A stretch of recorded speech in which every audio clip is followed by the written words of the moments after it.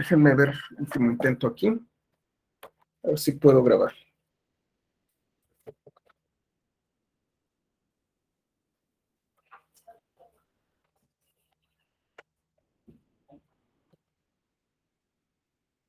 Creo que sí es posible.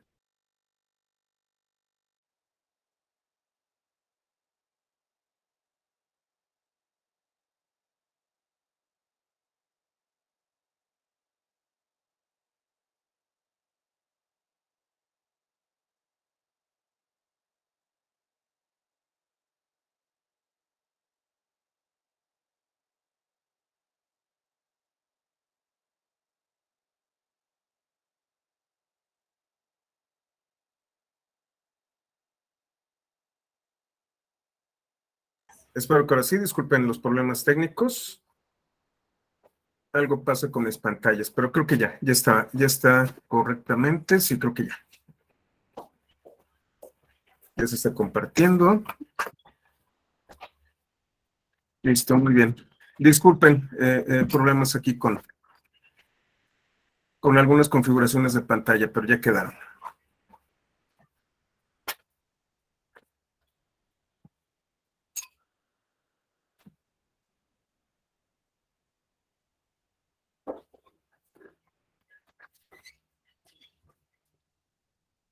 Esto ya se ve, correcto. Voy a comenzar y abro el navegador. De verdad, mil disculpas por el retraso. Listo, muy bien.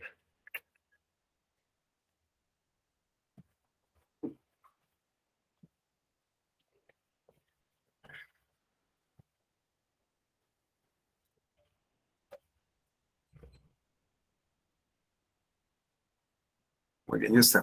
Excelente. Entonces, nos quedamos en el tema de OpenAPI. Vimos un poco, ¿sí vimos Pydantic? No. A ver, déjame ver. Quedamos en JSON esquema. Hoy tengo que apurarme.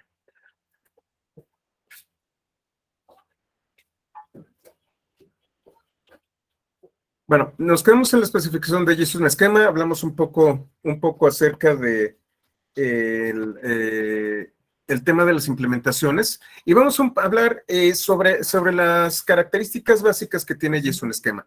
JSON esquema extiende la especificación de JavaScript. Como yo les comentaba, Python tiene su propia implementación. Hablábamos de que JSON esquema tiene varias implementaciones y una de esas implementaciones es la de Python. Como ven, pues hay bastantes implementaciones y tenemos el paquete JSON esquema. Este paquete me permite definir objetos como objetos tipo dict de Python con ciertas características particulares que asemejan a pues un documento de JSON. Vamos a verlo. Lo instalo.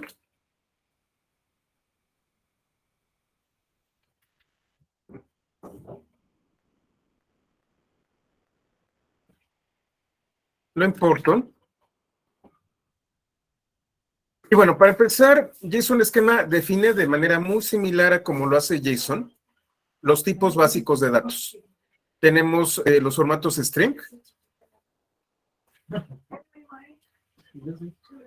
en donde nosotros vamos a definir mediante type el tipo de dato del que se trata y que estamos funcionando. Y bueno, tenemos diversas maneras de diferenciarlos. Ustedes se fijan, voy a hacerlo más grande, permite Unicode. Lo que no permite es otro tipo de dato. Además de las características de string, yo puedo definir ciertas restricciones. Por ejemplo, el tamaño de una cadena de caracteres. Y entonces tengo min length y max length. Entonces, yo puedo definir un objeto de tipo string y voy a delimitar el tamaño, tanto máximo como mínimo que puede tener. Puedo definir expresiones regulares en donde yo voy a ajustar un patrón con una expresión regular.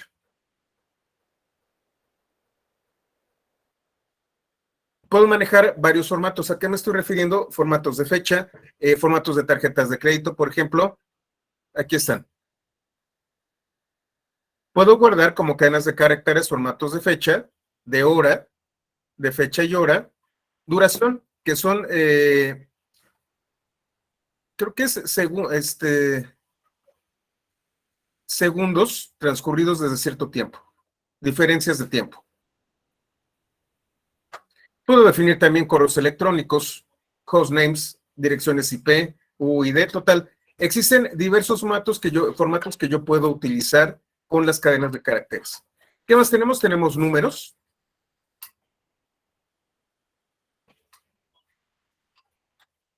En este caso, como lo indica aquí, en Python, el número es equivalente a float. Y yo puedo definir múltiplos de algo. Puedo definir rangos con minimum o maximum y exclusive minimum y exclusive maximum.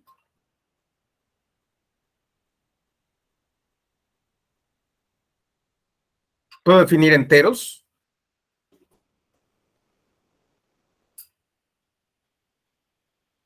Donde sucede lo mismo.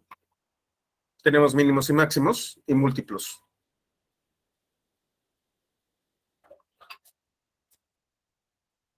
Tenemos objetos booleanos, que estos son los más simples, son verdadero o falso.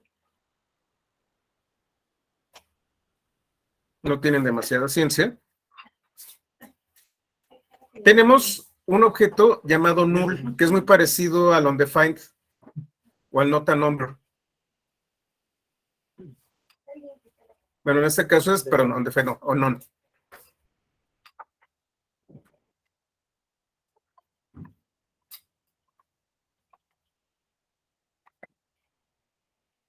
Tenemos array, en donde yo tengo arreglos de datos, que son colecciones de datos.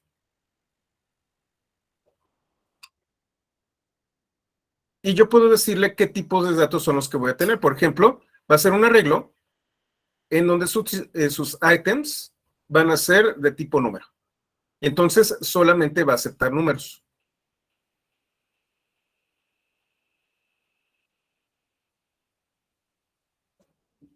Y entonces, por ejemplo, tenemos arreglos en donde tenemos este tipo de elementos.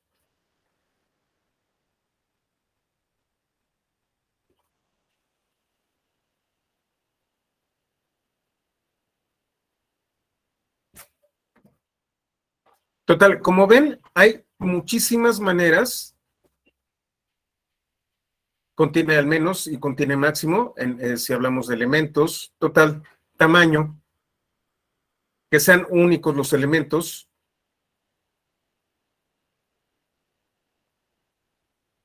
Como ven, JSON esquema define muchísimas restricciones con respecto, o características más que restricciones. En inglés se llaman constraints, así lo van a encontrar. Inclusive, cuando hablemos de bases de datos, vamos a hablar de las constraints, son las restricciones de las bases de datos. Estoy generando ciertas condiciones que deben de cumplir los datos que están dentro de un tipo array. Y el último tipo, que es el más complejo, es el tipo object. Object lo que va a definir son propiedades. Entonces tengo un elemento de tipo object, en donde voy a tener diversas propiedades que pueden ser, bueno, que tienen un nombre y que son de un tipo en particular. Vamos a ver un ejemplo.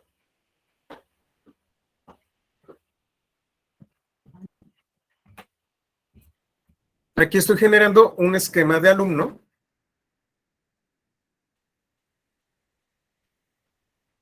En donde nosotros, bueno, primero tenemos que decidir de dónde estamos obteniendo el esquema.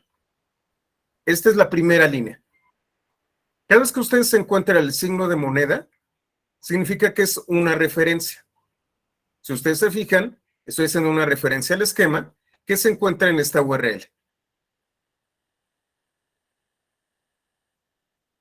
¿Qué voy a hacer? Voy a definir un elemento tipo objeto que tiene las siguientes propiedades: nombre, primer apellido, segundo apellido, carrera, semestre y promedio.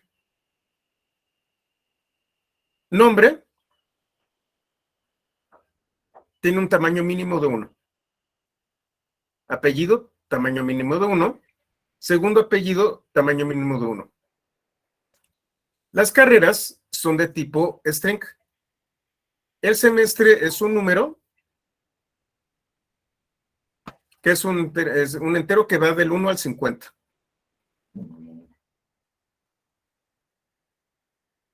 Si yo colocara aquí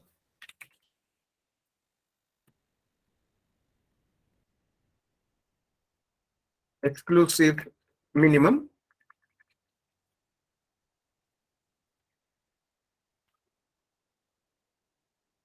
sería un número a partir del 2 hasta el 50. Cuando coloco minimum es mayor o igual. Tengo al corriente y si ustedes se fijan, además de las propiedades, yo tengo un elemento llamado required. Required me dice cuál de estos elementos es requerido. Entonces yo tengo nombre, primer apellido, carrera, semestre, promedio y al corriente. Eso significa que segundo apellido no es obligatorio. Y además le estoy diciendo que no voy a aceptar propiedades adicionales. ¿Qué significa esto? Que no voy a aceptar nada que no haya sido definido aquí.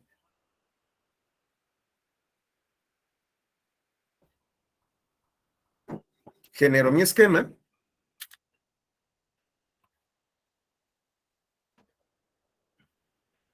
Y JSON esquema me permite validar los datos que yo ingrese. Entonces, yo tengo un objeto tipo dict que lo voy a validar contra el esquema.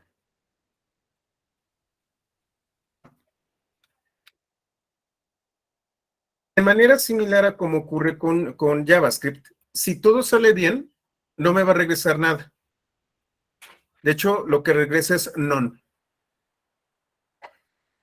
Sin embargo, aquí yo voy a añadir un elemento que es género. Género no está dentro del esquema. Y le estoy diciendo que no estoy aceptando propiedades adicionales.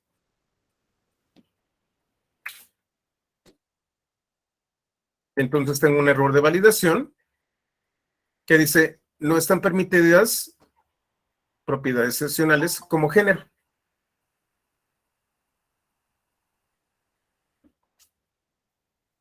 ¿Qué pasa si aquí en Additional Properties yo lo coloco true?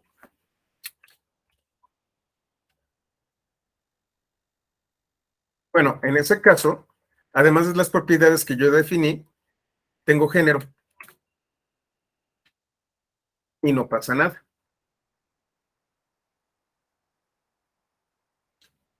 El valor por defecto es true. De hecho, si yo no colocara nada,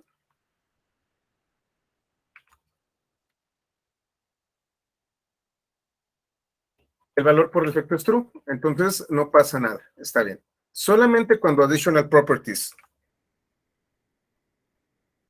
es false, es cuando se da el validation error.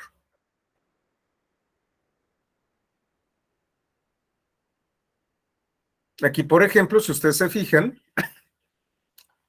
semestre es negativo.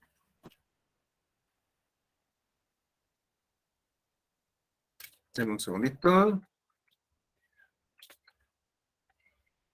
Algo pasó aquí, denme un segundo.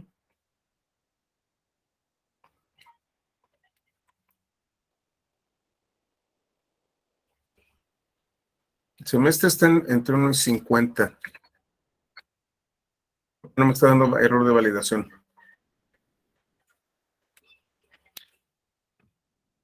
Algo pasó aquí. Déjenme ver.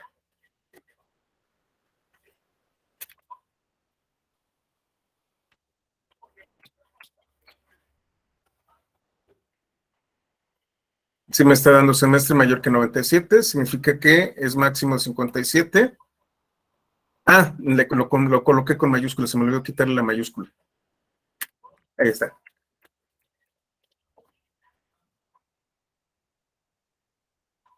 Y ahora sí, si le coloco -7,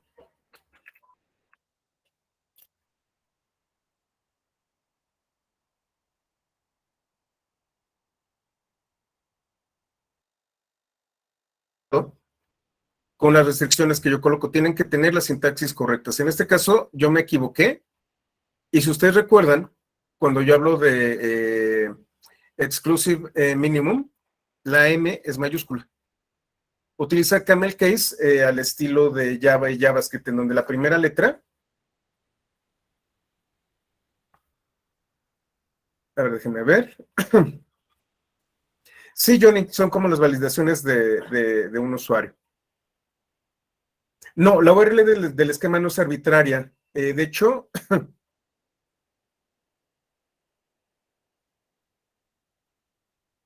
déjenme ver si lo puedo sacar.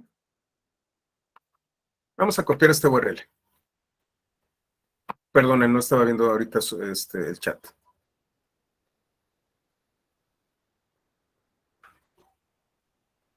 De hecho, esto que ven ustedes aquí es muy parecido a como lo hacían anteriormente con HTML.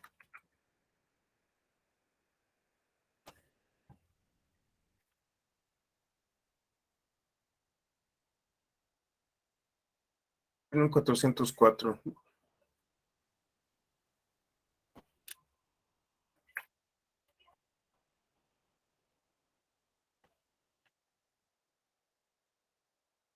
Según yo, no es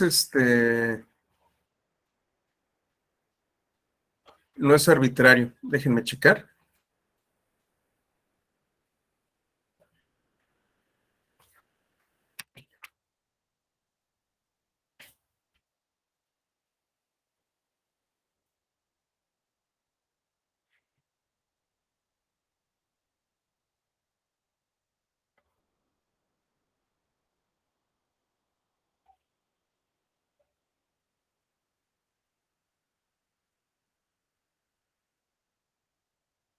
No, pues parece que sí, sí lo puedo quitar.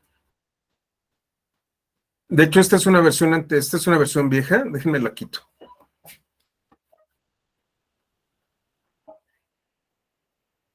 Vamos a ver si lo permite.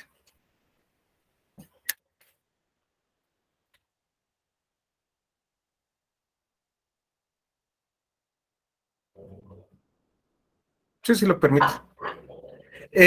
Cuando nosotros hablamos de las versiones antes anteriores a HTML, como HTML4,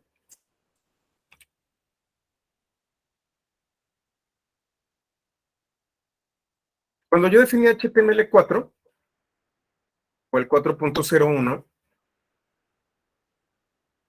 déjenme ver si anda por aquí el código.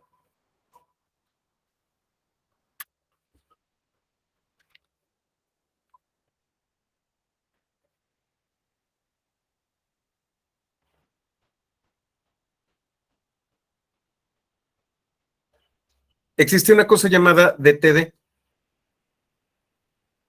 Era una definición, Document Type Definition. Y entonces, cada vez que yo veía una página, cada vez que abría yo una página, el navegador iba a la referencia de la DTD y se traía la definición. De hecho, hace algunos años, de repente, dejó de ser accesible esa URL de la DTD y prácticamente todos los documentos HTML dejaron de funcionar. Entonces, por eso, para la opción de HTML5, ya no se utiliza DTD.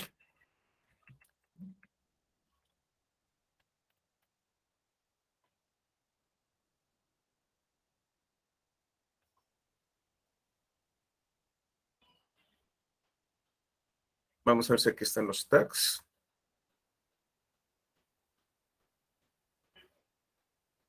Eran doctype.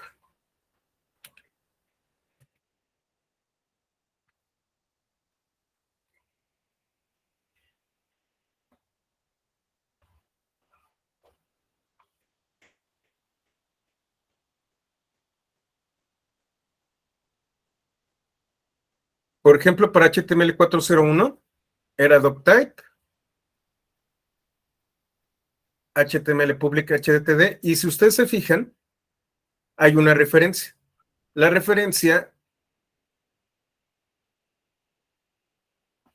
es hacia una URL en donde está la definición de documento. Hubo una vez en donde donde existió también una especie de híbrido entre XHTML y aquí estaba la definición del documento de este híbrido. En este caso, por lo visto, ya no es necesario tener la referencia. Ahora, vamos a hablar nosotros de enumeradores. Un enumerador, como lo vimos con el formato denum, me permite escoger entre varios elementos que están dentro de un arreglo, de un array.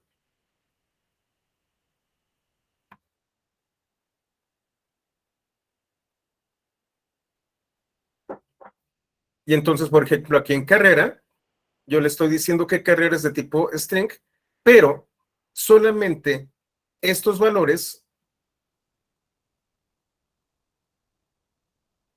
son los que yo voy a aceptar. Si no es sistemas, derecho, medicina o autoría, no va a ser aceptado. Defino mi esquema.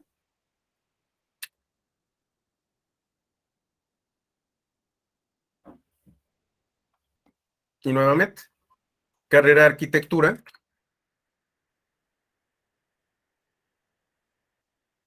No cumple con el enum. Ahora, como ustedes vieron cuando hablábamos nosotros del tipado estricto, vimos any, vemos all of y todas estas herramientas.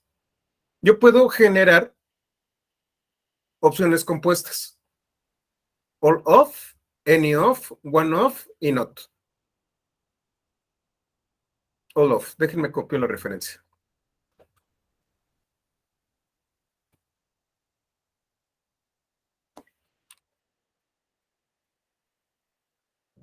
All of es todas las opciones. Tiene que traer todas las opciones.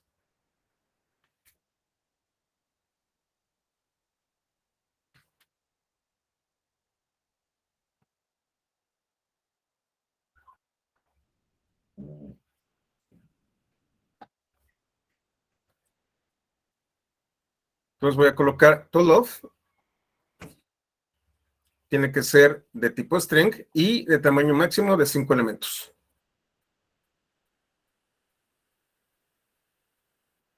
Entonces, tiene que cumplir con todas las características. Yo puedo utilizar any of.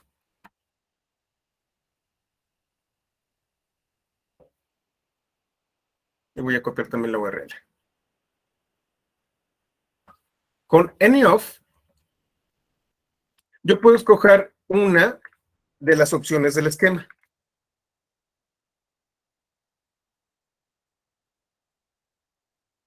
Entonces, por ejemplo, ya sea que sea una cadena de caracteres con un tamaño máximo de 5 caracteres o un número en donde el mínimo sea 0. Cualquiera de las dos definiciones de esquema son válidas. One of. Si ustedes se fijan, aquí son opciones en donde el tipo es distinto, cualquiera de ellos. Pero aquí tiene que ser o múltiplo de 5 o múltiplo de 3.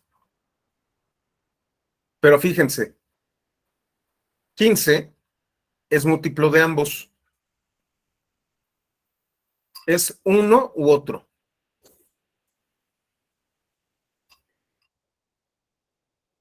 Pero no puede cumplir con ambos.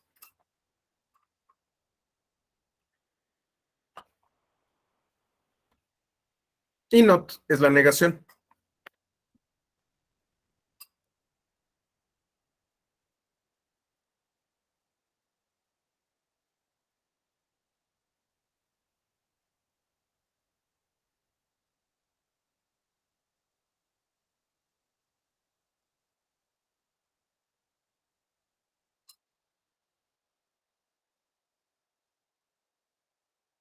Entonces estoy diciendo que cualquier herramienta que sea una cadena de caracteres es inválida. Cualquier cosa excepto una cadena de caracteres. Y entonces puedo generar combinaciones de opciones para un tipo de dato. Esto, por ejemplo, puede ser válido cuando tú tienes un tipo de dato que puede ser nulo. Y entonces puede ser un tipo de dato en particular, o le puedes decir one of, y en uno va a ser type null. Y entonces o es un número o es nulo, pero son válidos. Y entonces lo bueno es obligatorio. Pero si te da cualquier cosa, si te da un número, si te da una lista o algo así, no te lo va a permitir. Any-of te da múltiples opciones. Y entonces, por ejemplo, imaginemos que nosotros tenemos un sistema, y lo vamos a ver, vamos a utilizar un esquema para autenticación, en donde tú te puedes loguear ya sea con tu correo electrónico o con tu nick de usuario. Y entonces tú vas a tener un parámetro en donde vas a utilizar any-of. Entonces vas a tener una cadena de caracteres con un formato de correo electrónico o una cadena de caracteres con un formato, no sé, de mínimo 8 caracteres. Y entonces tú puedes aceptar o tu correo electrónico o un nick en particular. Esto es relativamente común. O puedes colocar un formato de número telefónico. Y entonces, any-of, sobre todo cuando hablamos de autenticación, te permite utilizar estos valores que tú vas a ingresar dentro de por ejemplo, de una API, y te vas a loguear ya sea con tu correo electrónico o con tu nick.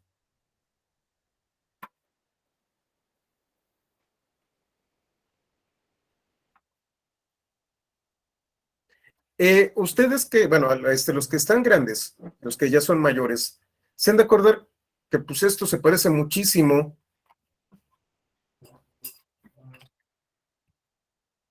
a XML esquema. Un poquito más complejo, pero es una definición de esquemas.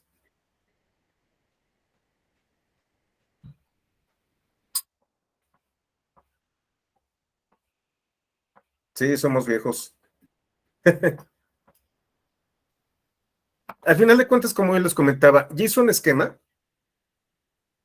es una especificación para evitarnos precisamente tener que codificar todo esto. Déjenme ver, denme un segundo, me voy a PY 221 a ver si lo tengo por aquí.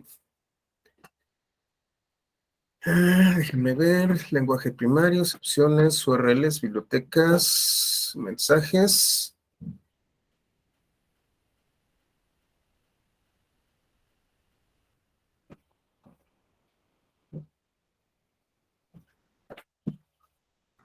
Este no es. Déjenme enseñarles cómo funcionaba esto antes de que existiera JSON esquema.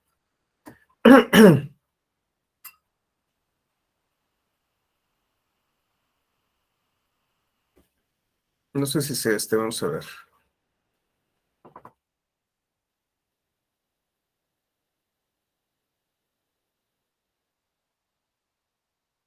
Fíjense, yo tengo una función llamada datos válidos, que de hecho es valida datos. La función valida datos me pide un estado de cuenta, un candidato y un esquema. Todo esto me lo saqué yo de la manga hace 6 o 7 años. Las validaciones las tuve que construir yo. No, Johnny, de hecho las expresiones regulares son muy buena práctica. El problema es que cada vez que yo uso una expresión regular tengo que aprender a usar expresiones regulares. Son un tema muy complicado. Pero sí, no, las expresiones regulares son bastante aceptables, son muy saludable utilizarlas, pero sí son complicadas. Entonces, ¿qué estoy haciendo aquí? Estoy generando mis propias validaciones. Y entonces genero reglas muy extrañas. Déjenme ver si tengo por aquí algo.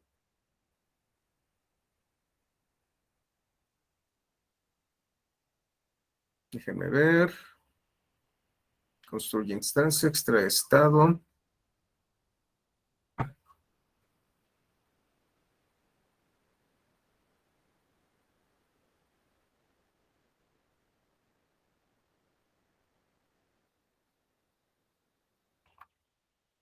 Aquí está. Yo tengo una serie de definiciones de reglas. Ah, no, estoy utilizando JSON esquema. No, aquí ya las valida sin problema. Déjenme ver si adelante están mis reglas raras.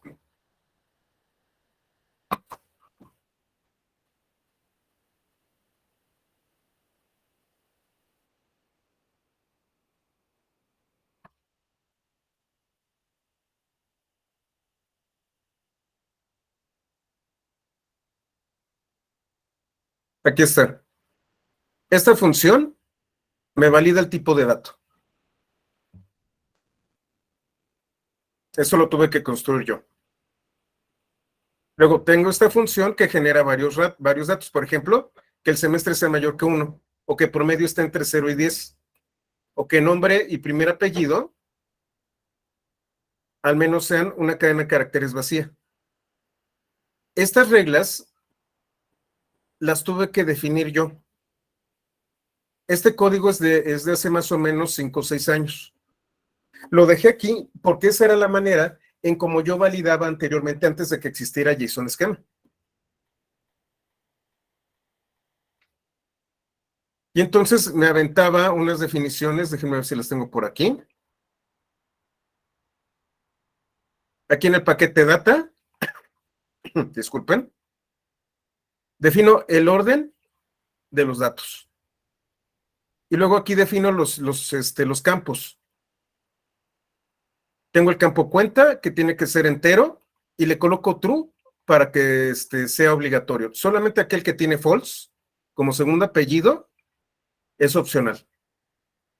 Al final de cuentas, esto me lo tuve que inventar yo. Ahora con JSON esquema,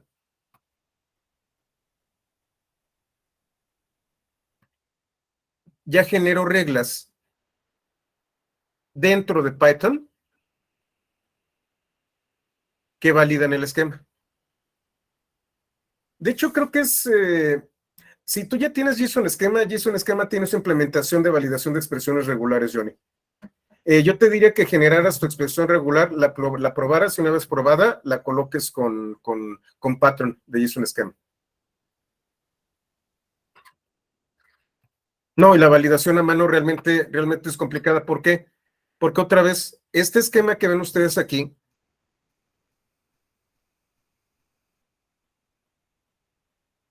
puede ser exportado.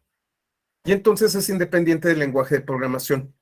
Si tú lo haces a mano, depende de tu código y las validaciones están hardcodeadas. El esquema está hardcodeado. Aquí no. Aquí tú tienes un esquema que puedes separar, inclusive lo puedes convertir en un JSON y transformarlo. Es más, es lo que vamos a ver un poquito más adelante.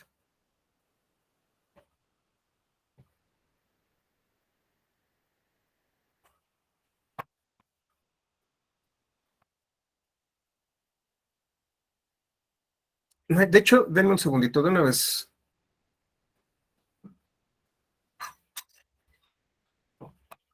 Lo vuelvo a abrir.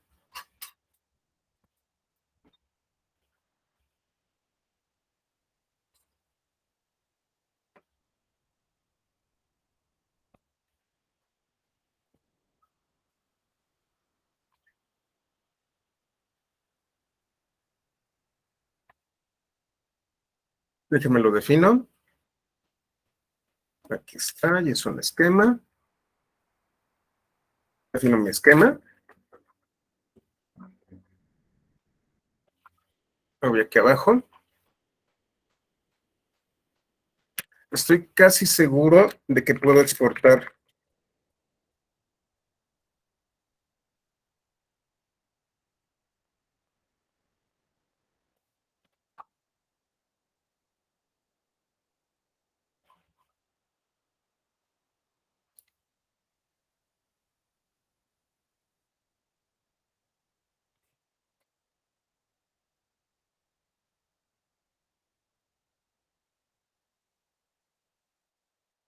No, creo que no. Déjenme ver.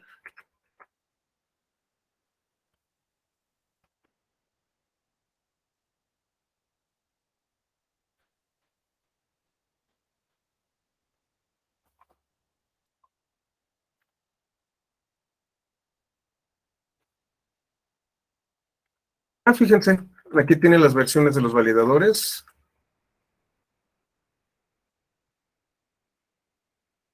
Excepciones, validators, warnings, excepciones. Déjenme ver si lo tenemos por aquí. Bueno, si no, ahorita lo tenemos más adelante. Bueno, ahorita nada más tiene un validador. A partir de la especificación de JSON esquema, sí, de hecho, esa es la situación, Uriel. Tú estás definiendo un esquema basado en JSON que puedes utilizar en diversos lenguajes de programación. Entonces, exportas el esquema y lo puedes utilizar en diversas implementaciones. Vamos a ver cómo. A partir de la especificación JSON esquema, yo puedo generar estas estructuras y vamos a utilizar un subset de JSON que se llama YAML. Si ustedes están metidos con temas de DevOps, lo van a soñar. Si son sysadmin, YAML es prácticamente lo que se está describiendo todo. Los archivos de Docker Compose están en YAML. Los playbooks de Ansible están en YAML. Las definiciones de diversas cargas de trabajo de Kubernetes están en YAML. Inclusive, ustedes pueden generar tareas de Jenkins con YAML en lugar de Groovy.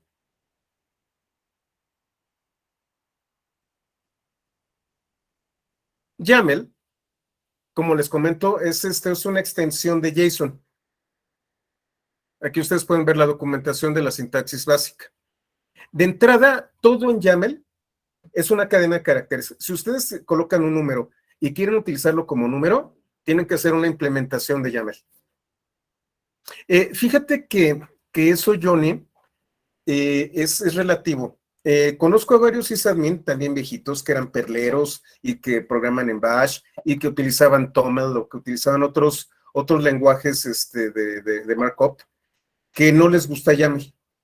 Tengo gente, por ejemplo, que viene del mundo de Maven o que viene del mundo ¿cómo se llama? De Gradle, que prefieren disculpen, que prefieren utilizar, por ejemplo, Scala o Groovy. YAML es un lenguaje descriptivo y cuando ya estamos utilizando lenguajes de dominio específico como Groovy o como Scala, estos lenguajes son un poco más expresivos, de hecho son lenguajes de programación, mientras que lo que tenemos aquí es un lenguaje declarativo o descriptivo, no es un lenguaje de programación.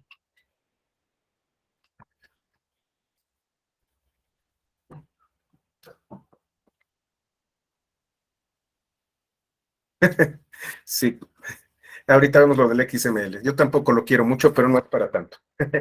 Bueno, entonces también tenemos XML para este tipo de cosas, para hacer descripciones. YAML, debido a que es muy simple, puede generar estructuras que describen cosas. ¿Qué es lo que tiene YAML? Como les digo, tiene mapas y tiene listas que son similares a los arreglos. Como todo, absolutamente todo dentro de YAML es una cadena de caracteres, nos olvidamos de las comillas si queremos. Y una de las ventajas que tiene YAML es que tampoco utiliza punto y coma le copió el estilo a Python. Para identificar pertenencia a algo, se utilizan los espacios, la indentación. Entonces tenemos mapas que son muy similares a los objetos en donde yo tengo una clave y la clave se le puede asignar un valor. Y el valor puede ser otra cadena de caracteres, un mapa, otro mapa o una lista. Y entonces aquí yo tengo un mapa. Nombre, que es la clave, y el valor, que es Juan. Ruta, y aquí yo puedo colocar las comillas. Las comillas son opcionales. Yo puedo generar una clave para un mapa completo y puedo tener mapas anidados. Vamos a ver un ejemplo. Persona, tengo mi indentación, y entonces a persona corresponden todos estos mapas. ID, nombre, primer apellido, segundo apellido y carrera. Además de los mapas,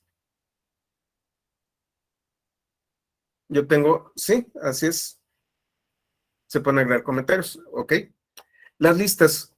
Una lista no es otra cosa más que un elemento, cualquier elemento, seguido por un guión. Y entonces yo puedo generar estructuras complejas como esta de aquí. Tengo un mapa que es de cursos, en donde yo tengo una lista dentro del mapa. Una lista en donde tengo PY 101, que es un mapa, y está AC. PY 111, AC. PY 121, NA, y PY 131 tiene una estructura más compleja.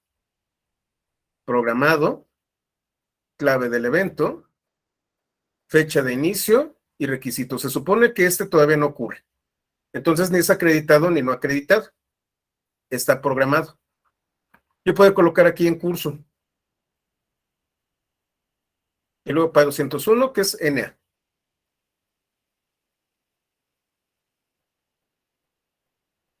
Instalo YAML. ¿Qué pasó aquí? ¿Por qué no le importa?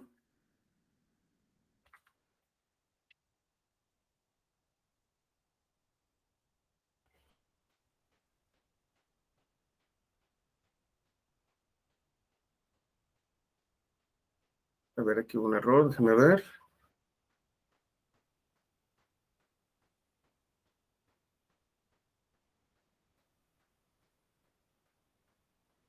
Ah, creo que voy a quitar el.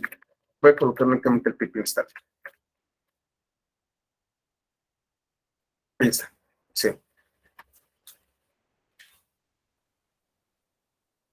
Importo YAML. Y entonces yo tengo una estructura que es un objeto tipo dict de Python. Si ustedes se fijan, se parece mucho, y de hecho ustedes alguna vez lo comentaron en sesiones anteriores, se parece mucho a un JSON. El objeto dict de Python se parece muchísimo a un JSON, con la diferencia de que un objeto dict de Python soporta prácticamente cualquier objeto de Python. Esa es la diferencia. Hay que tener mucho cuidado. Tenemos que hacer que esta estructura sea compatible con JSON. Por ejemplo, si coloco aquí un objeto instanciado de algo, va a ser difícil que yo pueda extraerlo de JSON.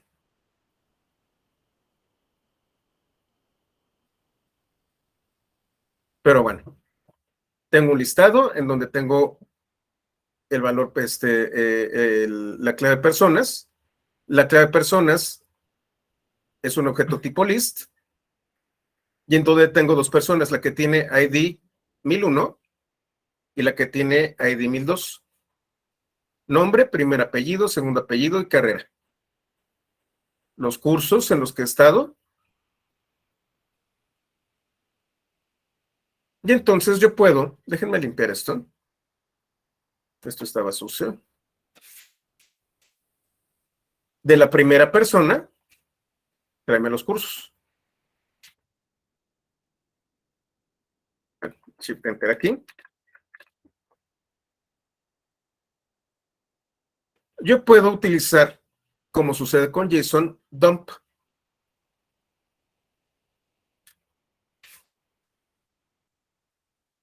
De manera muy similar a JSON,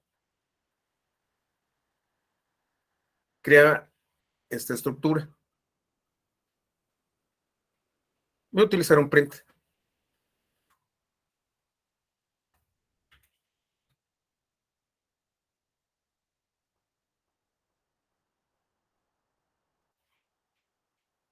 Me lo trajo como bytes, entonces déjenme lo convierto.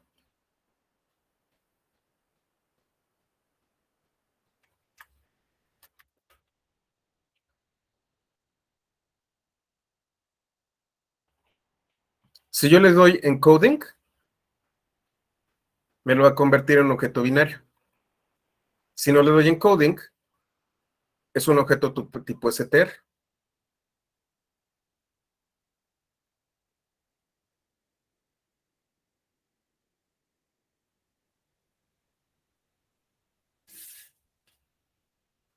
Voy a abrir archivo en YAML y lo voy a guardar.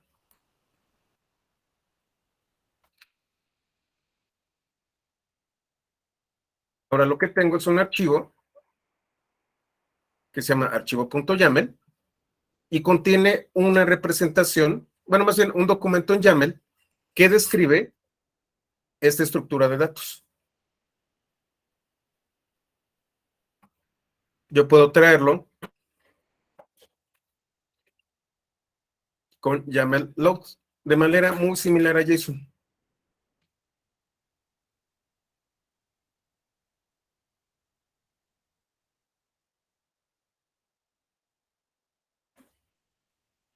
Como les comentaba, YAML no es un lenguaje de programación, no está hecho para seguir flujos lógicos, simple y sencillamente es un lenguaje descriptivo.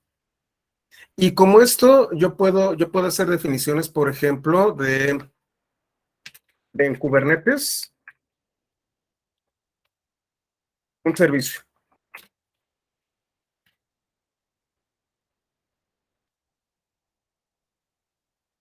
Un servicio define cómo se va a comunicar un microservicio. La versión de Kubernetes, el tipo de carga de trabajo que es, un servicio. Puedo darle algún tipo de metadato y los puertos por los que va a estar trabajando el servicio. Por ejemplo, Docker Compose. Johnny, ¿nos puedes pasar tu URL donde está ¿cómo se llama? La definición de Docker Compose del contenedor, para que lo veas.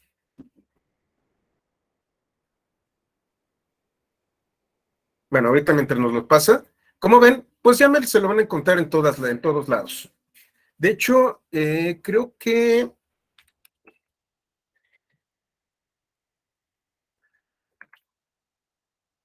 hay una competencia Terraform que se llama Pulumi. Terraform utiliza su propio lenguaje. Pulumi utiliza YAML para definir infraestructura.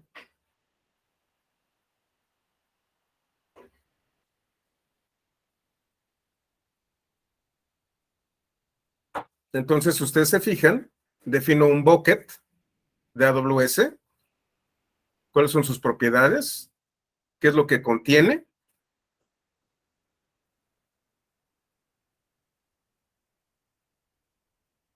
y dónde va a estar localizado este bucket. Muchas gracias, Johnny. Déjalo, pongo aquí. Muchísimas gracias, lo voy a revisar.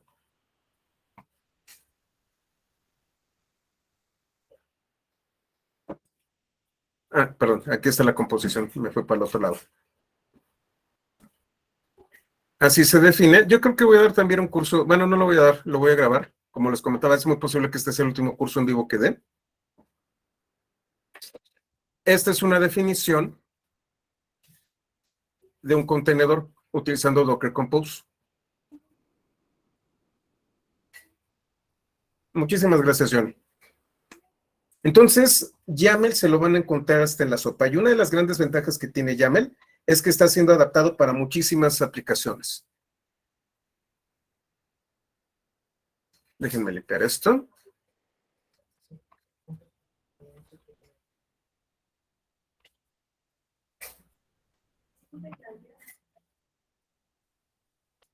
Y ya que conocimos tanto YAML como ¿cómo se llama? JSON Schema, vamos a hablar de una especificación que es la importante realmente para este curso, que es la especificación que se llama OpenAPI o OpenAPI.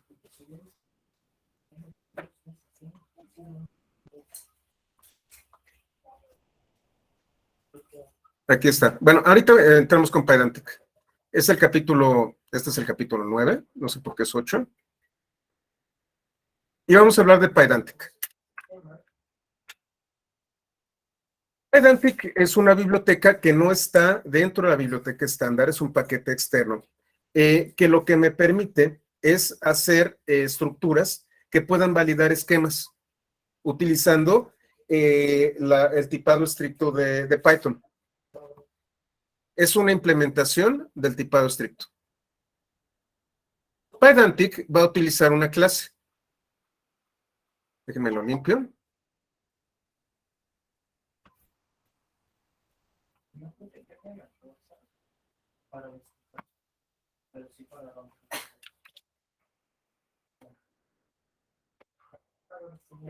Y Pydantic tiene una clase llamada Base Model. La clase Base Model, como su nombre lo indica, es un modelo base. Cuando yo hablé de modelos, cuando nosotros hablamos de modelos dentro de la programación orientada a objetos y utilizando ahí se me fue el nombre. Denme un segundito. Esto es como los algoritmos de los objetos, se me fue el nombre. Una... Híjole, ando bien mal me dejó muy lento el bichito. Bueno, ahorita me acuerdo. Si de por sí era distraído. Un patrón de diseño. Cuando nosotros hablamos del patrón model, estamos hablando del estado de un objeto. Tenemos un modelo, que es una clase, y la clase va a tener diversas instancias que van a guardar ciertos estados. Ya vimos data class. Data class es parte de la biblioteca estándar. Pydantic, digamos que es como data class, pero la extiende mucho más. Vamos a ver. Voy a importar base model, y si ustedes recuerdan, con literal, yo puedo definir múltiples enumeradores. Entonces defino mis carreras. Y base model, si ustedes se fijan, no voy a utilizar ningún decorador, simplemente utilizo base model como la superclase de alumno, y de manera muy similar a como lo hice con data class, yo defino elementos.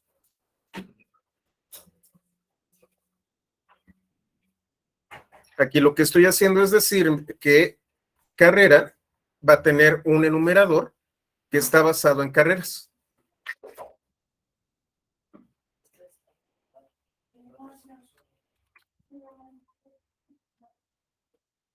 Tengo datos,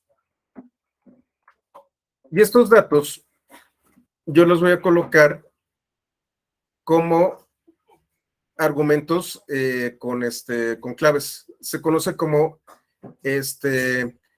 KW args.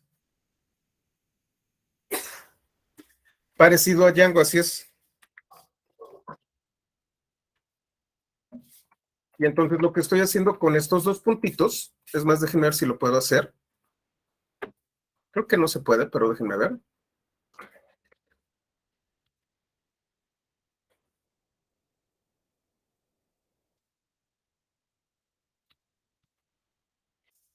No, no me lo permite. Cuando yo utilizo estos dos puntos, significa que lo que tengo aquí va a ser tratado como argumentos en donde yo tengo una clave y un valor.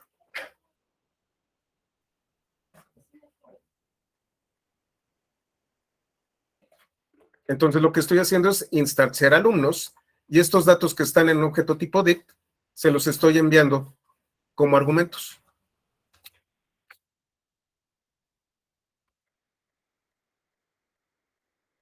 Si ustedes se fijan, cuenta, nombre, primer apellido, etcétera, etcétera, están aquí. Y los metí. Ajá, pack, efectivamente, Gerardo.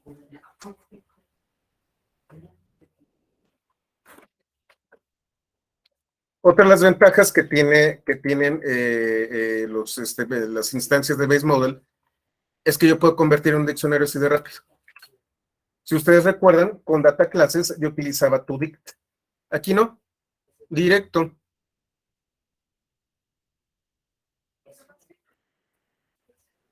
convierte el estado de alumno en un objeto tipo dict.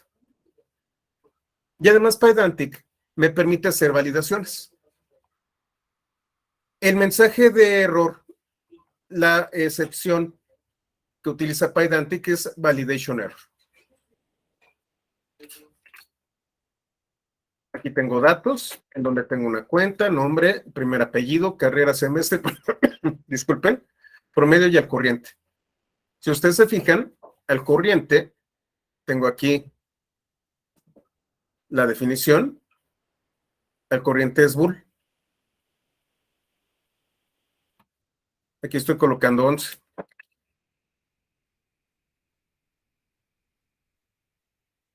Lo que voy a hacer es tratar de instanciar al alumno con estos datos. Pero como esto es incorrecto,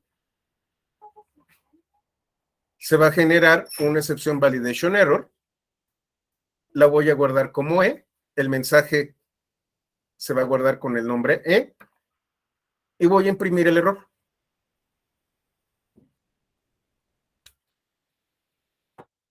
Muchas gracias, Alex. Ahorita lo coloco aquí. Gracias. Bueno, lo coloco un poquito más para allá. Bueno. Dice error de validación. El validation error por alumno en al corriente. El valor no pudo ser filtrado como un booleano. Si yo le coloco false, no hay validation error.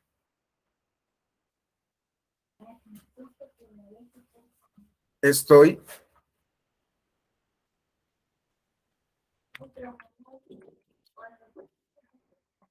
instanciando alumno.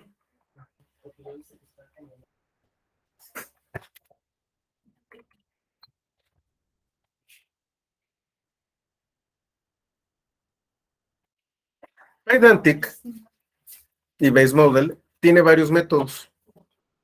Tengo el método esquema.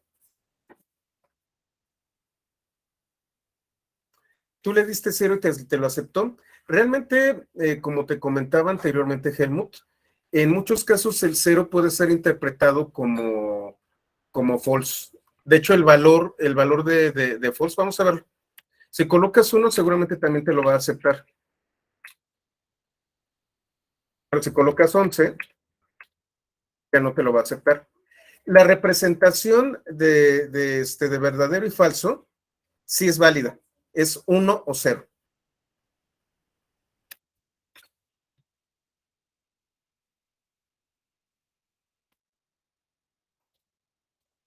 Cualquier otra cosa que no sea 1, 0 o true o false no te lo va a aceptar. Creo que no. Déjame averiguar, Helmut. ¿Por qué? ¿Por qué no te lo va a aceptar? Porque en muchos casos cuando tú te traes de una base de datos, como puede ser por ejemplo, SQL Alchemy, SQL Alchemy no maneja tampoco true o false, te regresa 0 o 1. Entonces, cuando interactúas con bases de datos, a veces es saludable que 0 y 1 sean válidos cuando utilices booleanos.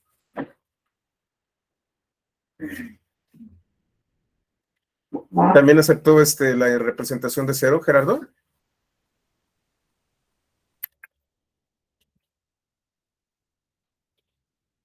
¿Sí lo aceptó?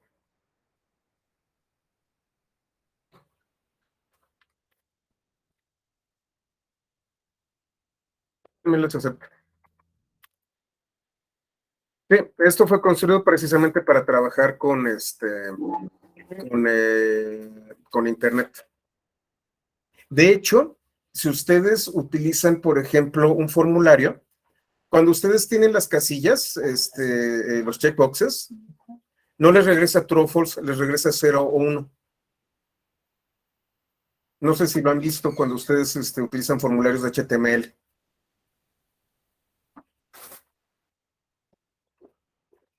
Efectivamente. Entonces, bueno, Base Model fue desarrollado primordialmente y Pydantic para poder interactuar con formularios de HTML. Sí, yo tengo esquema. Y si ustedes se fijan, me regresa un objeto tipo dict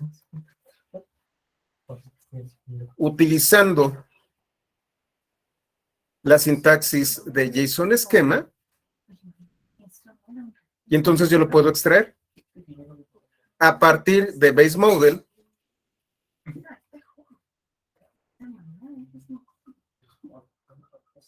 que utiliza la sintaxis de Python. Yo extraigo un esquema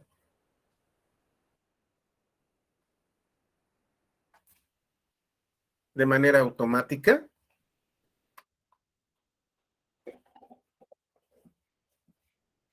de JSON esquema.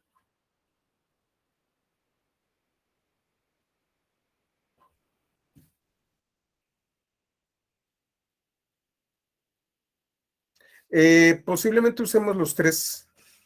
De hecho, vamos a utilizar algo todavía más avanzado. Vamos a utilizar Pydantic. Pydantic se iba extremadamente bien con FastAPI. De hecho, es la mejor manera de hacer validaciones, de generar esquemas, pero, disculpen, el bicho todavía me está pegando. Ya no tengo COVID, pero me dejó un par de secuelitas aquí. Como les comentaba, Pydantic es una de las bases principales para el manejo de esquemas de FastAPI. Es, digamos que si ustedes quieren generar esquemas, por ejemplo, si ustedes están utilizando Flask, van a utilizar Marshmallow. Y pueden ustedes utilizar definiciones de esquema, híjole, no me acuerdo en Django, a ver si me lo recuerdan, que también pueden validarlos. En el caso de FastAPI, Pydantic es lo que va a utilizar para la validación de los datos, tanto de entrada como de salida. Sí, van evolucionando. Si yo utilizo esquema JSON, lo que va a hacer es transformarme el objeto de Python en una cadena de caracteres con una representación en JSON.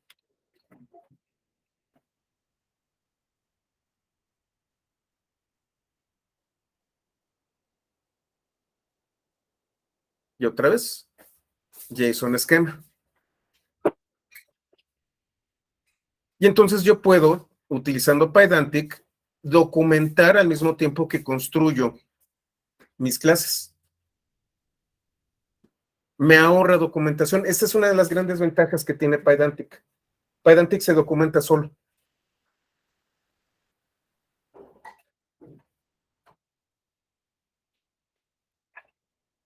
Puedo extraer los datos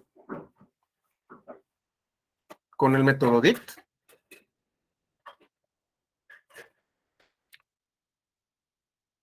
O puedo serializar convirtiéndolo en JSON.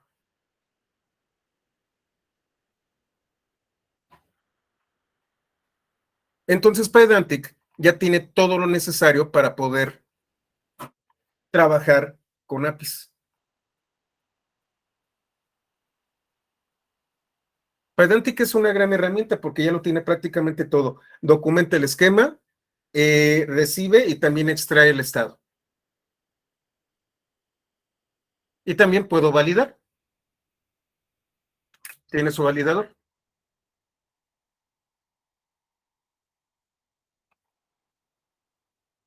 Tengo, por ejemplo, aquí el modelo usuario. Y yo puedo generar mis validadores. Validator es este de aquí. Y le estoy diciendo que para name, este atributo, en este caso ya se vuelve una propiedad.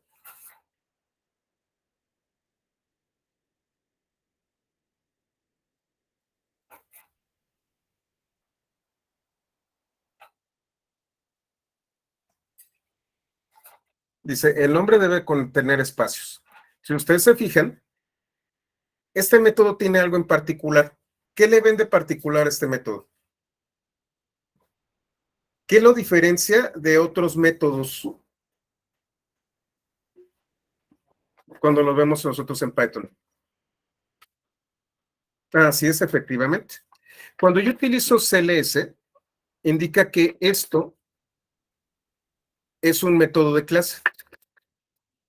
Un método de clase es un método que no va a interactuar con los atributos de las instancias de la clase. sino que este método en particular va a interactuar con los atributos de la clase. Por eso se llama método de clase.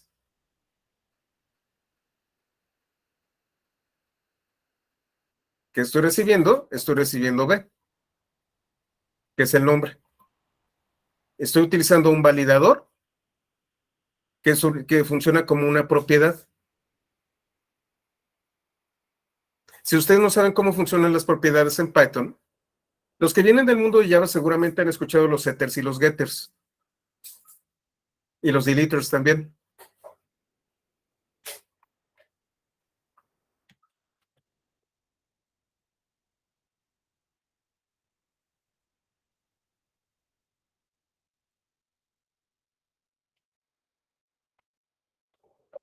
Entonces,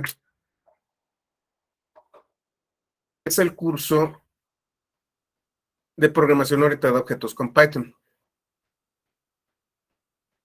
Aquí les digo qué son las clases y cómo funcionan, qué son las instancias. No lo vamos a ver todo, pero si tienen dudas, ahí están. ¿Qué son los atributos y cómo funcionan? ¿Qué son los métodos?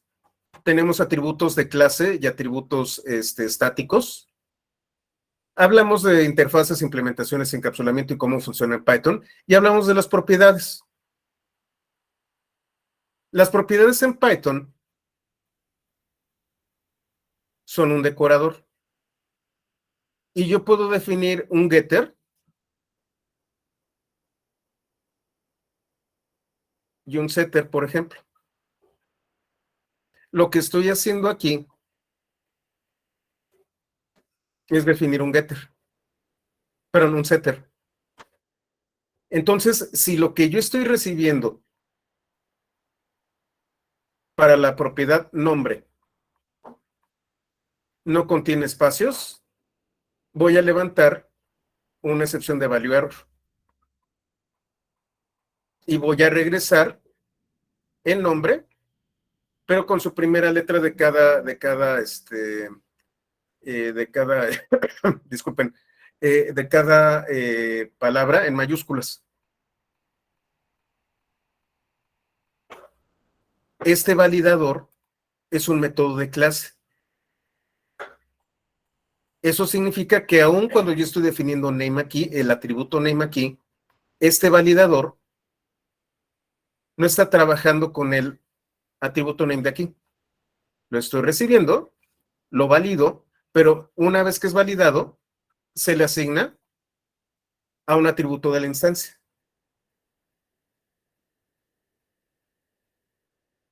Sí, de hecho, Uriel, los métodos estáticos y los métodos de clase no son únicos de Python. Los métodos estáticos y de clase, en Java, por ejemplo, static void, ¿cómo se llama? Es un método que solamente trabaja dentro de sí mismo, tiene su propio ámbito, tiene un ámbito cerrado. Y funciona de la misma manera para Java que para Python. De todas formas, si no saben cómo funcionan los métodos estáticos y de clase,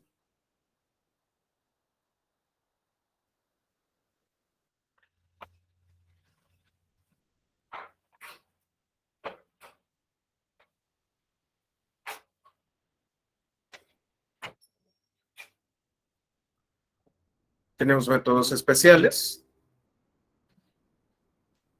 tenemos implementación de un método operador, es decir, una sobrecarga de operadores, métodos de operadores recíprocos, métodos de inicialización y finalización de objetos, métodos de conversión. Está bien bonito esto. Ah, no es aquí. Denme un segundo. Aquí está.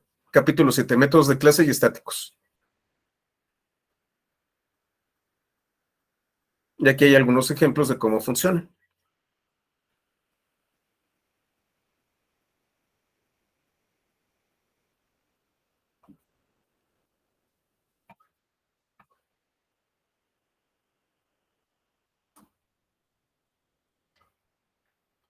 Una de las grandes ventajas que tiene Python y que anteriormente no tenían lenguajes como JavaScript es que Python, aun cuando no está totalmente apegado estrictamente al paradigma de programación orientada a objetos clásica, si ustedes estudiaron con Grady Bush y esas bibliografías, a lo mejor se sale un poquito de contexto debido a que es un lenguaje interpretado.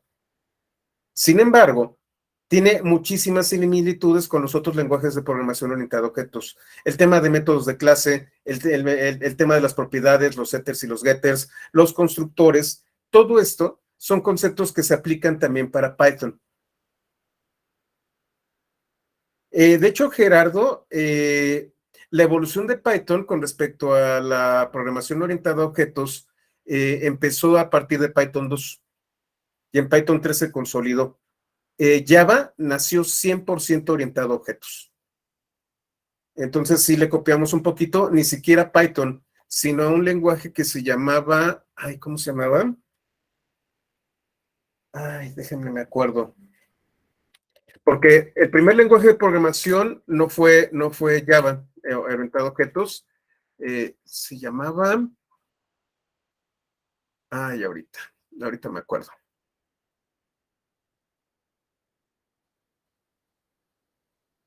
De hecho estaba, déjenme ver. Grady Bush, seguramente usted no ha escuchado de él.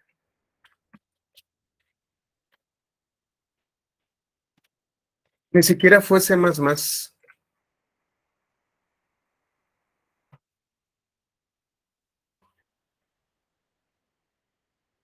Híjole, ahorita me acuerdo del lenguaje. No fue ni ni C++, ni ¿cómo se llama? Ni Java. De los primeros lenguajes orientados, Smalltalk, efectivamente, Héctor, gracias. Diego, muchas gracias. Sí, estamos hablando de Smalltalk. Smalltalk. Ese fue de los primeros lenguajes orientados a objetos y ese fue el padre del paradigma.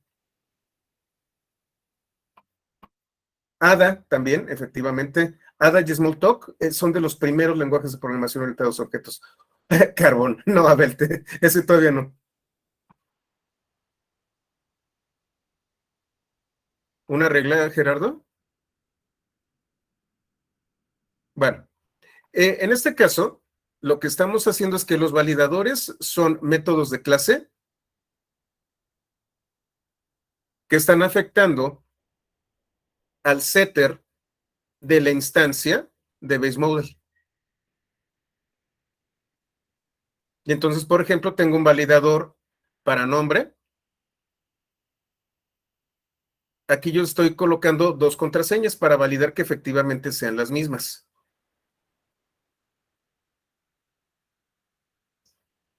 Y entonces, password 2, si ustedes se fijan, tengo el password y los valores que puedo dar. Y me dice, si password 1 está dentro de values, este de aquí, es decir, coloqué el primer password y lo guardé en una lista llamada values. Y además, el password que yo metí aquí es distinto, levanto esta excepción. Significa que existe una contraseña que coloqué por primera vez y no coincide con la segunda contraseña. Si ustedes se fijan, no hay un validador para la primera contraseña, pero sí para la segunda. Y en el caso de username, tiene que ser alfanumérico. Puedo crear mis propios validadores.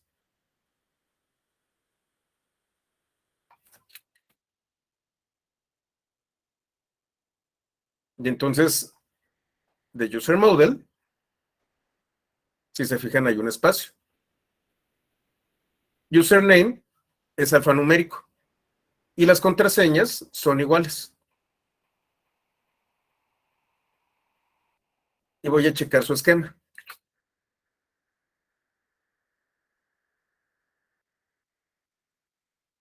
Lo vuelvo a hacer en una instancia. ¿Pero qué pasó? La segunda contraseña no es igual a la primera.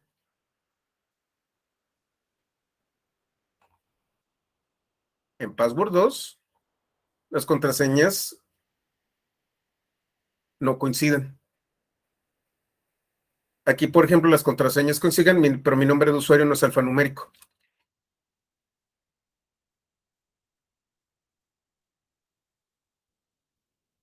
Y aquí no hay espacios.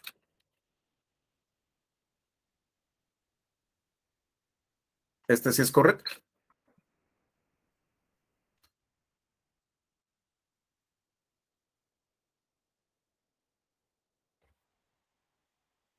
Y aquí, si se fijan, tengo password 1 y password 2. Tengo passwords match.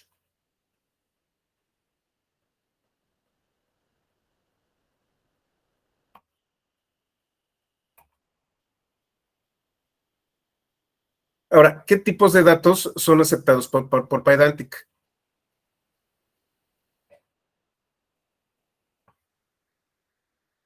Fíjense,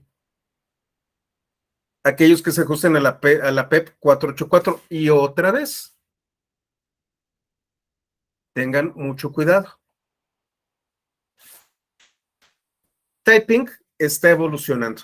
No es el mismo typing de Python 3.6 que de 3.8, que de 3.9, que del 3.10. Hay que tener muchísimo cuidado con eso. Yo siempre les recomiendo que utilicen las versiones más actualizadas de Python, pero se van a encontrar código que ni siquiera es tan viejo, estamos hablando de un año, año y medio que fue creado, que utiliza una sintaxis distinta. Tengan mucho cuidado con eso. Typing está evolucionando y está generando ciertas sintaxis que no son compatibles hacia atrás. Hay que tener muchísimo cuidado con eso. Y entonces, todos los tipos de la PEP 484 los maneja. Si ustedes se fijan, también tenemos el módulo de fechas. Date time maneja any, type bar, union, optional. Prácticamente todos los tipos de typing lo soporta. Iterables, etcétera, etcétera.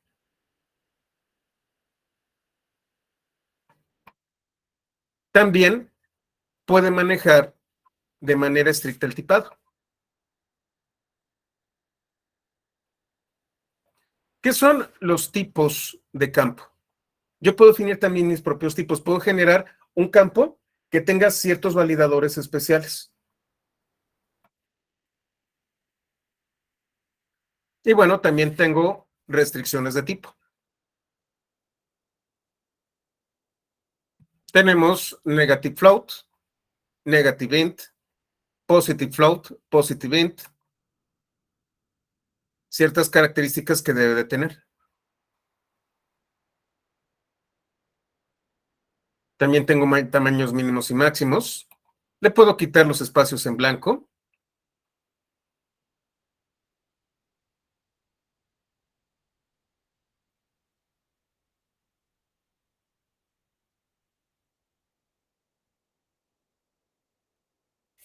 Total, puedo manejar distintos tipos. Y por ejemplo, tengo estos que es con list. Yo puedo definir el tipo de dato que va a contener una lista. O un set, o un frozen set.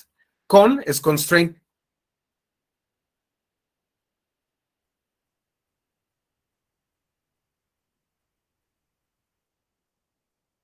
Tengo argumentos menor que, perdón, mayor o igual, menor que, menor o igual. Múltiplo de.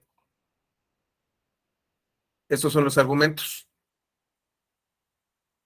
Para un elemento float que tenga constraints. Para un decimal que tenga constraints. Para una cadena de caracteres que tenga constraints.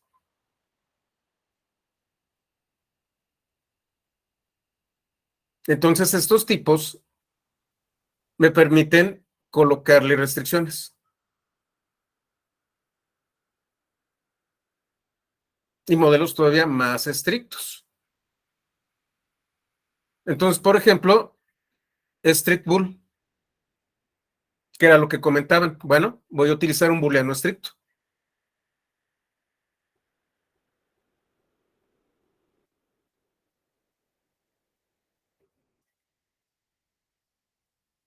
Por ejemplo, strict int no va a aceptar un booleano.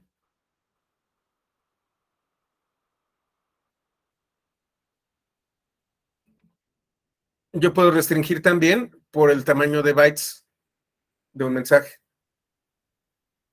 Utilizando, vas a importarte estos tipos. Vas a importar en lugar de un float tradicional, un confloat. Y a partir de ahí vas a definir ciertas restricciones. Fíjate, por ejemplo, aquí big float es un flotante con restricciones y tiene que ser mayor que 1000 y menor que 1024.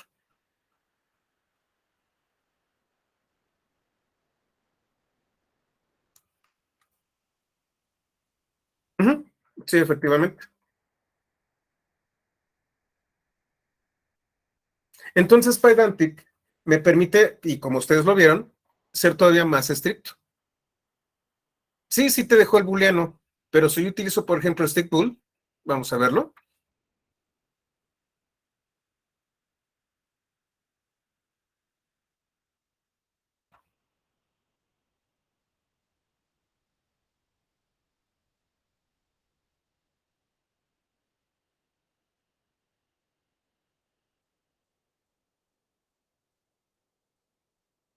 Voy a irme más abajo.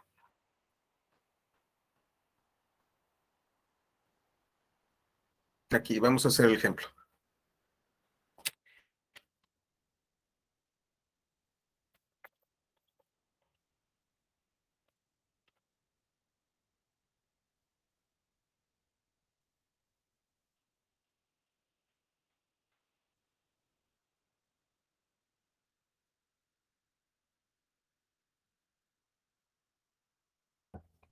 Defino mi esquema, el de acá arriba.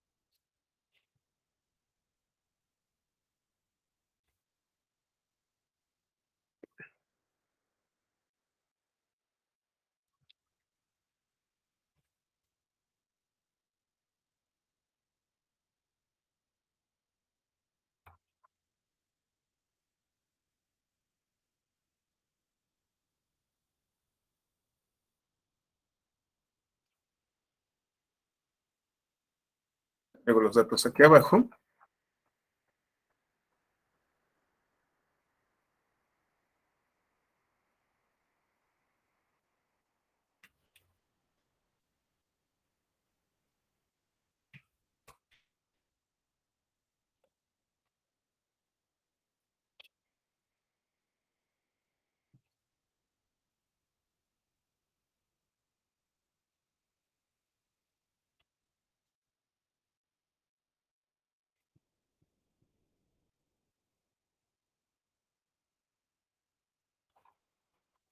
Ahora sí, si se fijan, caray, el corriente sí es boolean. A ver.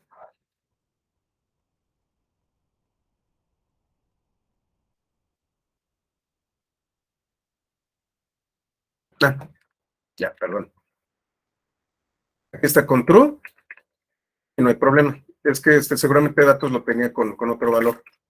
Si le coloco 1,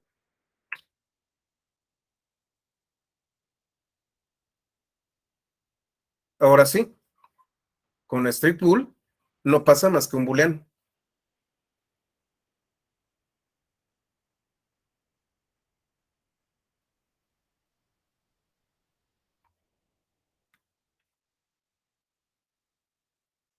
Y ahora sí, solamente si esto es true,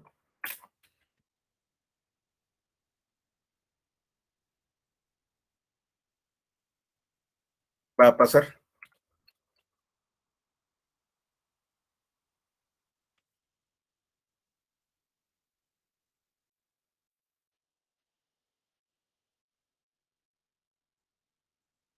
Y yo también tengo field.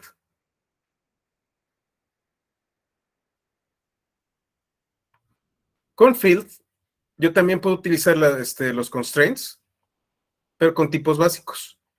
Y en field le coloco los constraints.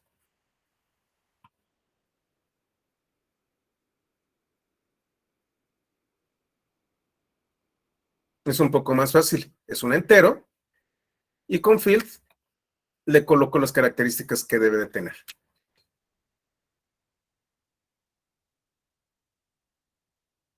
No le importé. Y por ejemplo, aquí lo que voy a hacer es traerme en un. Esa es la otra manera de hacer los enumeradores. Creo una clase,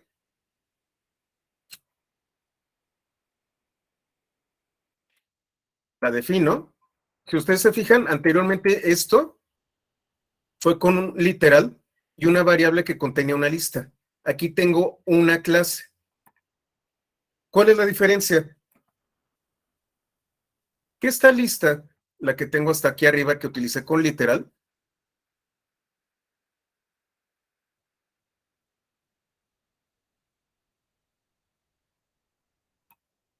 la puedo colocar dentro de mi archivo de datos. Y entonces yo puedo editar mi archivo de datos y añadir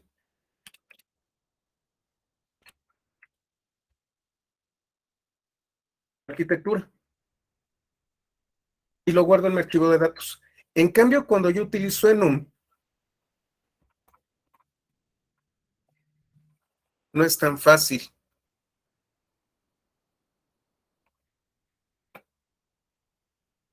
porque tengo que generar una clase y el catálogo está hardcodeado dentro de la clase. Si yo quisiera aumentar una carrera, tendría que modificar la clase. Esto es muy incómodo. Sin embargo, si ustedes se van, y es justamente por lo que quiero que noten la diferencia entre literal y enum, si ustedes se van a la documentación de FastAPI, está muy completa, pero no me agrada la documentación de FastAPI. Es muy, se vuelve muy complicada fácilmente. Déjenme ver si tengo aquí un tutorial.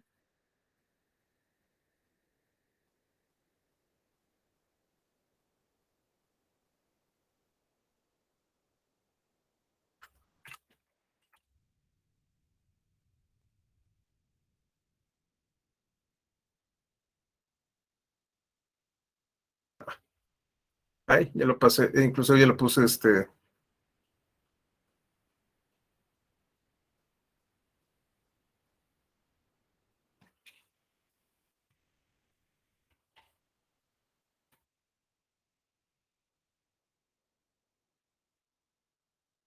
déjenme ver dónde está. Tutorial, query. Creo que va a ser en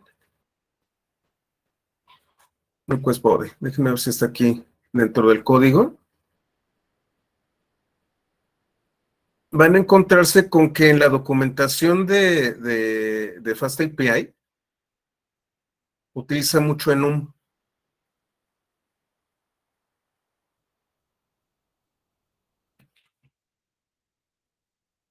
No lo estoy encontrando, pero bueno, si ustedes por su cuenta ven la documentación de FastAPI, van a encontrar dentro de la estructura del código, cuando yo tengo enumeradores, que va a utilizar la clase enum.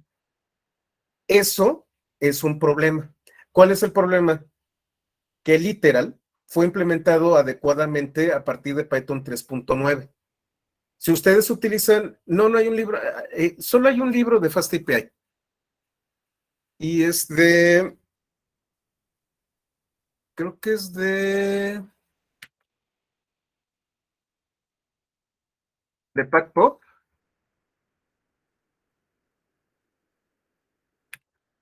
y tiene que ver con datos. Este es de los pocos libros que hay de FastAPI.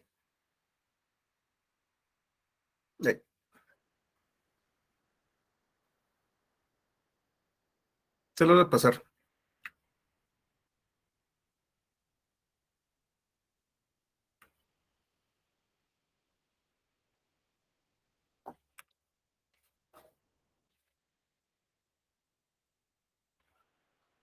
Ah, gracias, Diego.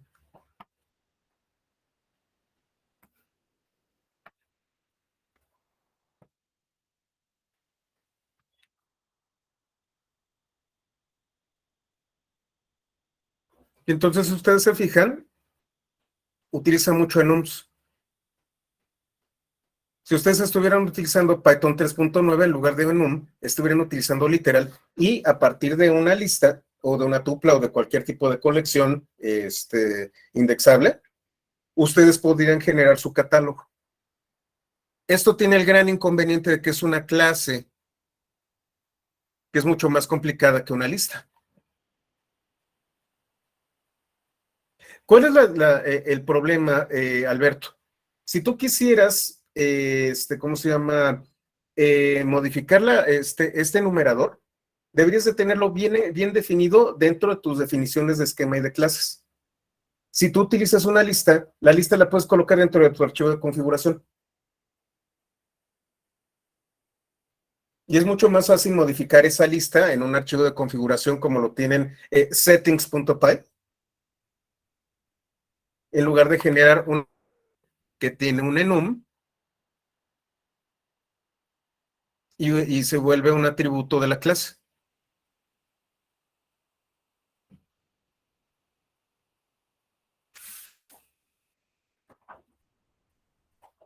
Normalmente, bueno, si tú eres el programador, Alberto, no hay tanto problema. Pero si tú ya vas a compartir el paquete, entonces es mucho más fácil decirle, ¿sabes qué? En settings.py, ahí está la lista de tu catálogo y solamente colócale uno más a tu catálogo. Entonces, si tú planeas distribuir tu código y, por ejemplo, vas a utilizar, no sé, para comercio electrónico, cosas así, y tu catálogo puede ser modificable, colócalo en settings.py y colócalo como una lista y utiliza literal. Si tú eres dueño del código, entonces a lo mejor en un sí te puede funcionar, pero sigue siendo incómodo porque tienes que documentar dónde se encuentra ese catálogo. No es tan natural, está un poquito forzado el utilizar Enum, Alberto. Así es. Sí, no es tan cómodo.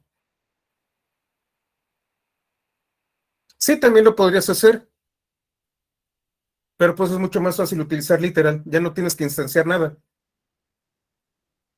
Y al final de cuentas lo que vas a obtener es un enum.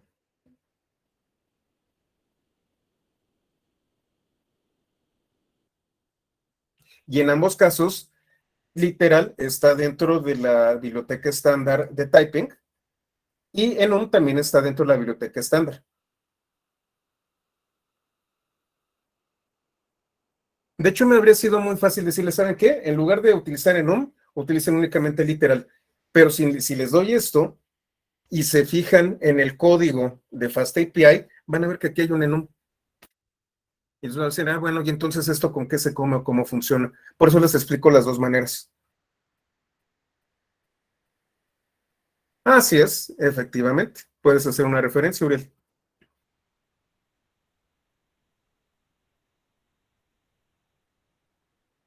Entonces, ustedes lo pueden decir. De hecho, hay muchas maneras de matar moscas. Yo considero que colocar un catálogo como una lista es mucho más fácil para los usuarios. De hecho, un usuario sin tener demasiados conocimientos de Python, bueno, pues va a añadir un elemento más a una lista. Ya cuando de repente le dices, oye, pues es una clase de NUM y tienes que hacer tu propiedad, pues como que se echan tantito para atrás y dicen, oigan, ¿y con eso con qué se come? Sí, en la gran ventaja que tiene Alberto es que con Python 3.7 y 3.6 sí existe enum. Si se van ustedes a la documentación de typing,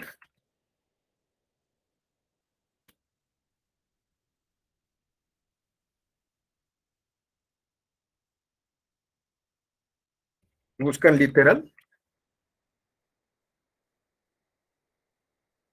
Literal es relativamente nuevo. Literal fue incluido en la versión 3.8 y en la 3.91 tuvo ciertas modificaciones. Si tú tratas de utilizar literal 3.7 no te va a funcionar. Otra vez, cuidado con las versiones y cuidado con su estilo de código. Y entonces ustedes van a utilizar literal a partir de Python 3.8. Antes de Python 3.8 van a utilizar a ver, un momentito, por favor, denme un segundo.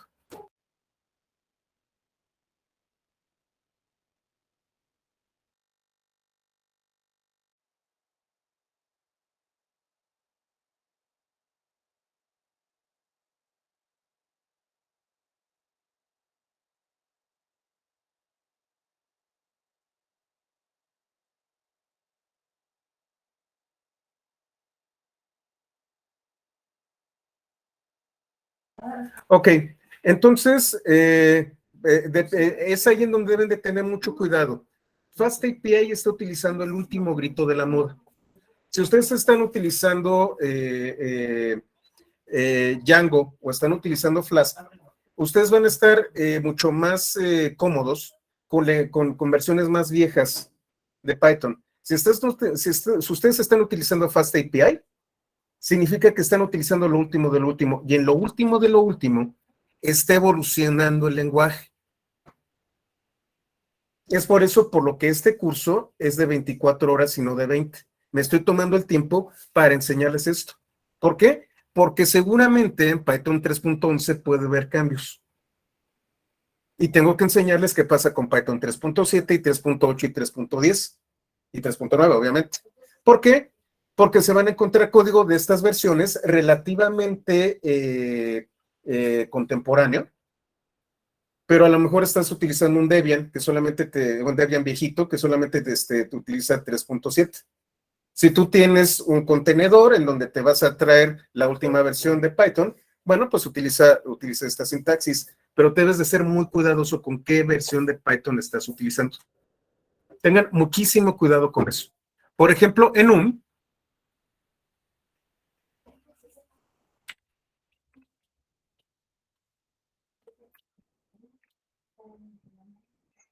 es de la versión 3.4. Si ustedes están entre 3.4 y 3.7, utilizan enum. Si están en la 3.8, ya es posible utilizar literal. Ustedes deciden cuál les conviene más, cuál les gusta más. A mí personalmente me gusta más literal, pero eso me está obligando a utilizar versiones más recientes de Python. Ese es el pequeño problema que tiene FastAPI. Como es tan nuevo y como se está basando en este tipo de novedades del lenguaje, pues el lenguaje está evolucionando. Tengan mucho cuidado con eso. ¿Hasta aquí todo claro? Y denme un segundito. Es que creo que encontraron un ratoncito en mi casa y todo el mundo anda gritando. Disculpen ustedes. Y entonces, bueno, pues ya utilizando los constraints y field, ya puedo generar validadores un poquito más simples, en donde, por ejemplo, en carrera no existe medicina. Hay administración.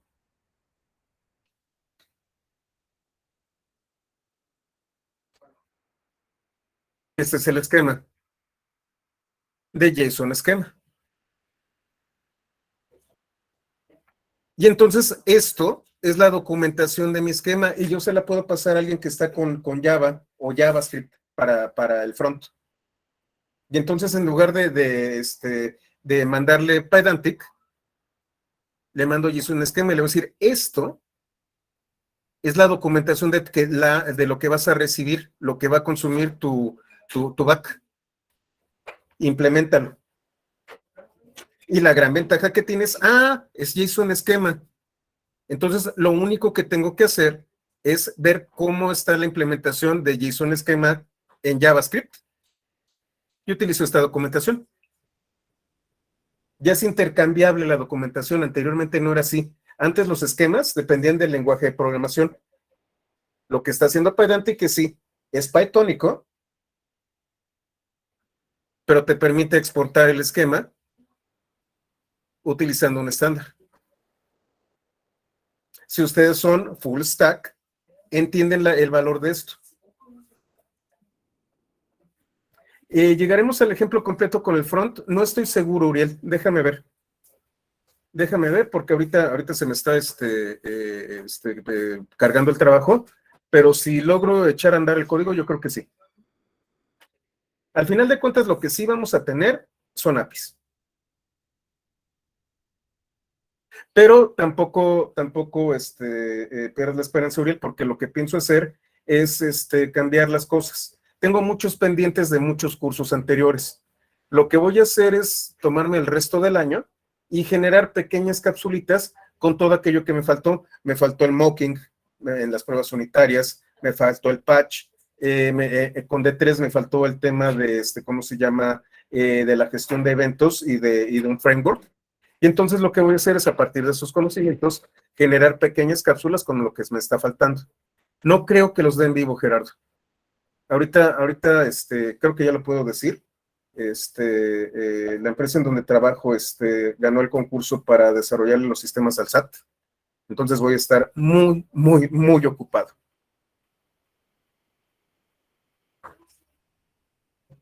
Sí, sí, de ese tamaño son las cosas que tenemos. Muchas gracias. Entonces, sí, me voy a quedar muy corto de tiempo. Sí, Gerardo, ya pasé algunos currículums. Y manden currículums, esa es la otra. Tengo 200 posiciones abiertas. Mándenmelos. Yo no tomo las decisiones sobre las contrataciones. Yo hago únicamente las entrevistas técnicas, pero normalmente paso a recursos humanos sus currículums. ¿Ok? Bueno, pues muchísimas gracias. Manden CVs y con gusto los paso. Y bueno, ya tengo a varios que ya están trabajando conmigo. Entonces, bueno, vamos a dejarlo aquí y el día de mañana vamos a hablar, bueno, ya tengo la documentación del esquema. Ahora lo que voy a hacer es documentar una API, una API. ¿Cómo a partir de JSON esquema yo puedo extender esto y utilizando los métodos que vimos en lecciones anteriores, vamos a generar una documentación? Y entonces les voy a hablar de dos maneras de generar APIs. Una es, primero, diseñándolas utilizando OpenAPI y la otra es construyéndolas de código y extrayendo la documentación. Ambas son válidas. Y lo que estamos viendo es cómo, de una manera u otra, esto se hace ya casi de manera automática. Yo creo que vamos bien, Gerardo, es de 24 horas, por eso estoy tan tranquilo. Estoy dándome un margen de otra semana para poder irnos con los otros temas. No, ningún problema, Uriel, ya es público. Afortunadamente eso ya pues una licitación. Entonces, no creo que haya mucho problema. Es información pública. La van a encontrar cuando funcione Compranet. Bueno, pues entonces terminemos aquí y nos vemos el día de mañana. Muchísimas gracias.